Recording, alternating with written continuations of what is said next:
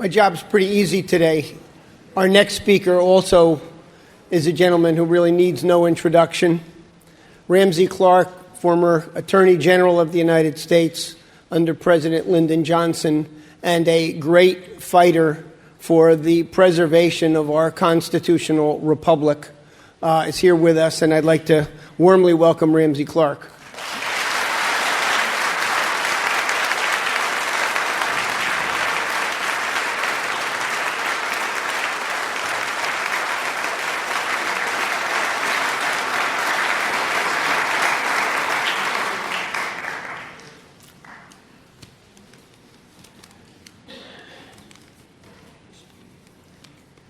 My baby sister came unexpectedly into town last night, and she's got to leave at 1. And she thinks I'm back there already. I said I'd be. So I'm going to speak very briefly. It's an important occasion, an important moment.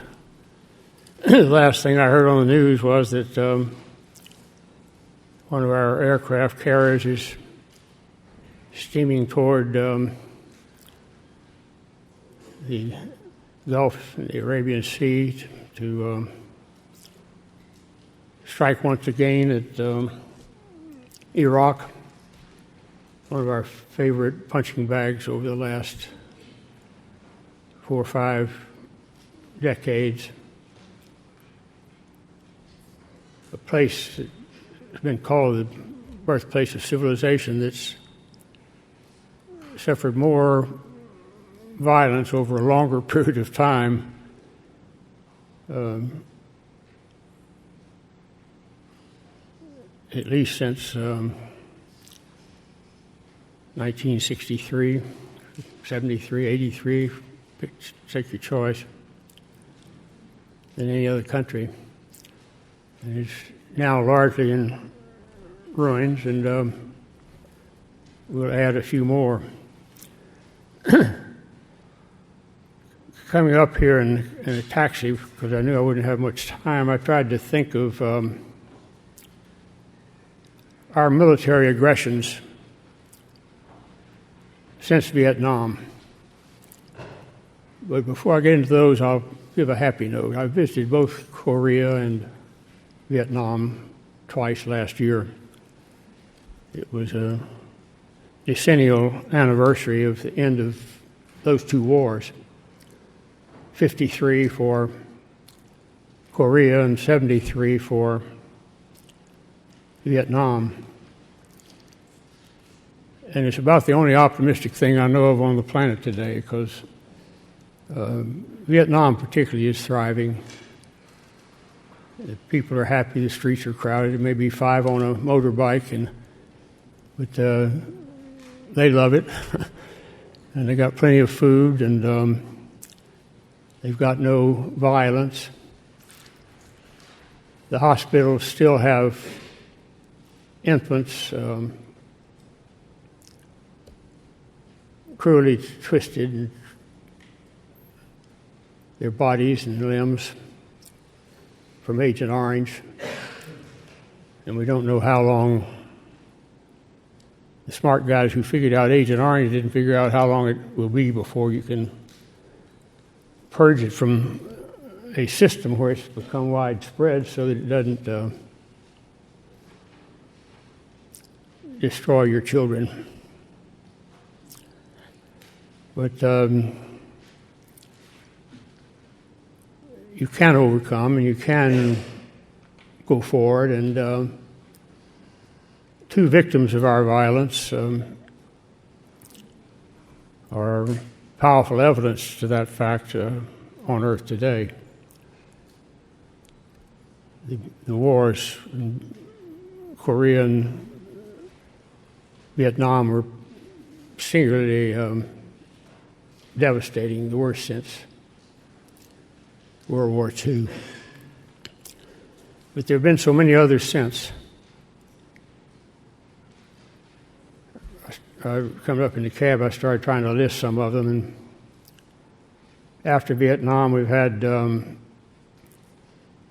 it's a proxy war in some degree, but it was devastating for Nicaragua. It undermined their economy. It killed a lot of their people, destroyed a lot of their infrastructure, and we didn't destroy territory with Agent Orange as we did in Asia, but Nicaragua was free and independent, but it's poor. Iraq and Libya are both more devastated than at any other time in this century, and the past too, for that matter.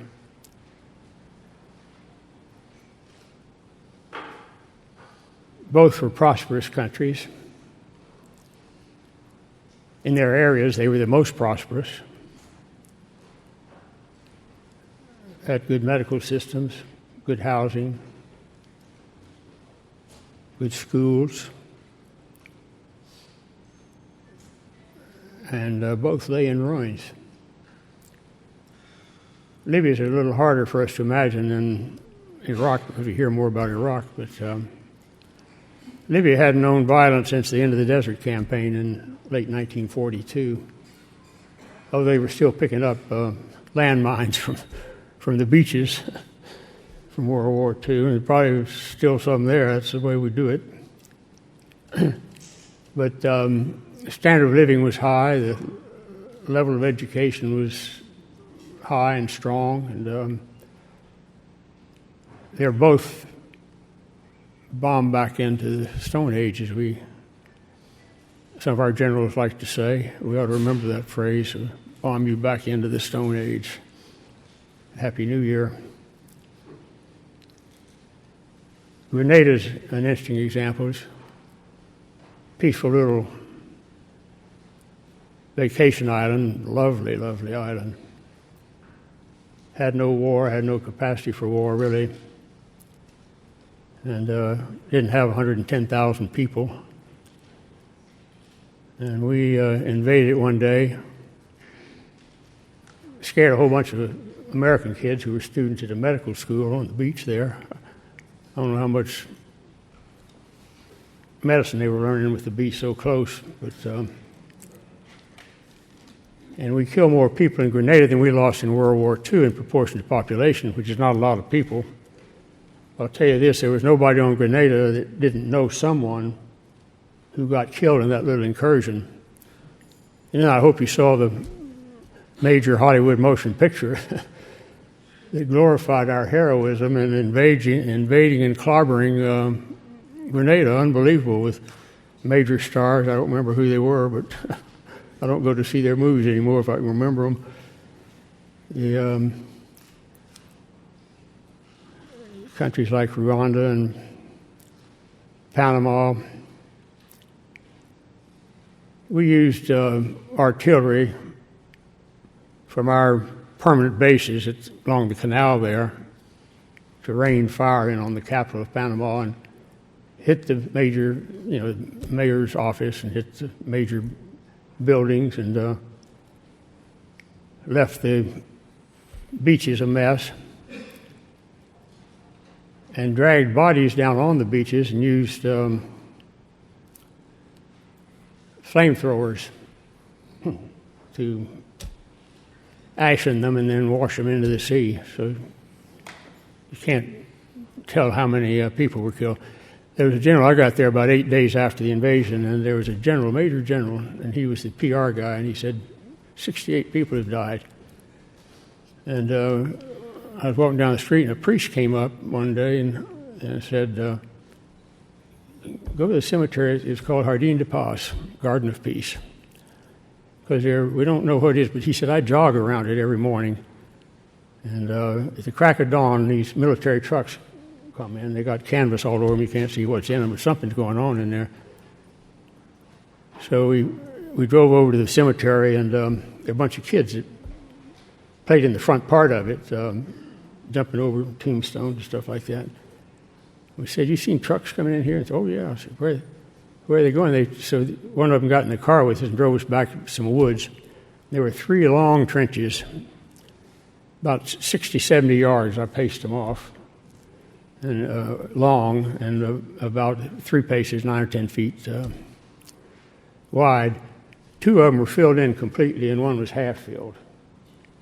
And when they exhumed the bodies, there were about 500 bodies under there that we had taken. I don't think the families knew anything about what happened to them or who they were, you know. And there they were.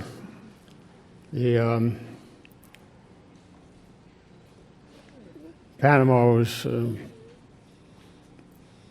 minor victim, though, compared to other countries. If you think of what Afghanistan has been through, and Sudan was interesting. We decided we didn't like Sudan for some reason, and one fine morning we launched it as if it were an athletic enterprise. We sent a couple of thousand miles missiles to the largest producing pharmaceutical plant in all of Africa, which is just outside the capital there, a modern plant, foreign-owned, obviously. And whammy, it was dust. And it was exporting free of charge, 20%, of its product to countries in sub-Saharan Africa. It was the main source of more sophisticated pharmaceuticals that was available to them there. Why we chose that as a target, you can only imagine, but I'll tell you this, it's the type of target that people remember when they know about it, and the people in Khartoum sure know about it. Anyway, the numbers of wars have been so great and so deadly, and we've so glorified the power of violence. We've spent so much of our ingenuity on more sophisticated ways of killing people on the cheap, at the minimum risk to ourselves. And it's been how many years since 1967 when Dr. Martin Luther King at the Riverside Church here said the greatest purveyor of violence on earth is my own government. And that violence is the ultimate human degradation. Other animals don't kill themselves in masses like that, It's hard enough for them to get enough food without worrying about going off and just random slaughter of their own species. But we spend a lot of money and a lot of ingenuity at it. And certainly as much as was true in 1937 and 67, we're the greatest purveyor of violence on earth. I think I said the last thing I heard on the radio this morning was an aircraft carrier steaming toward the Gulf, ready to add a few more licks on the cradle of civilization, which hasn't known a moment of peace since our invasion in January of 1991, really. They've been playing. Remember, we had 115,000 aerial sorties over it in 4 months. I figured out how many that was every minute or something like that. It's a stunning number. It was there during the bombing, and the planes were there, American planes over all the time. I remember one time we go on top of this hotel where we were having dinner in the dark because electricity was out. And there were some bombs that hit close by, so we ran up and we were on the Shatt al-Arab, which is where the Tigris and Euphrates come together and flow down to the Gulf. And Iran's just across the Shatt. And there's I don't know why they put it there. It was a big training hospital, a good hospital, a major hospital. I've been in it before. On a little island, there are 2 bridges that go out to it, not 20, 30 feet. And there was there's no electricity in the country, but there's certainly none in Basra. But there were emergency lights. There was lighting on in the emergency rooms where they had electric generators going. And we saw bombs going down the shot, hitting the water just toward the island, and then the lights went out in the hospital down there. No possible military threat to the United States in that area, and certainly not in that hospital or in the hotel that we were having supper in. We were the only guests there. The chef was so happy he made rolls for us and stuff, cooking in the dark, but by Coleman lanterns or something. And here's Iraq all these years later, and now facing perhaps the heaviest violence that it's had so far. And our, as we've called it for a long time now, military-industrial complex being the greatest threat to life on the planet. And we live here. We have voices, we have hearts, we have minds, we have energy, and we have to rise up and say, no more. No more. We want our country to end violence in the world, not to be the greatest purveyor of violence on earth. We want to end our military preparations and manufacturing. And we want to see, before it's too late, peace on earth in which our precious little children can live healthy lives and grow up with healthy minds and bodies to live in peace and love each other. And with that, I got to go see my baby sister before she leaves. Thank you very much.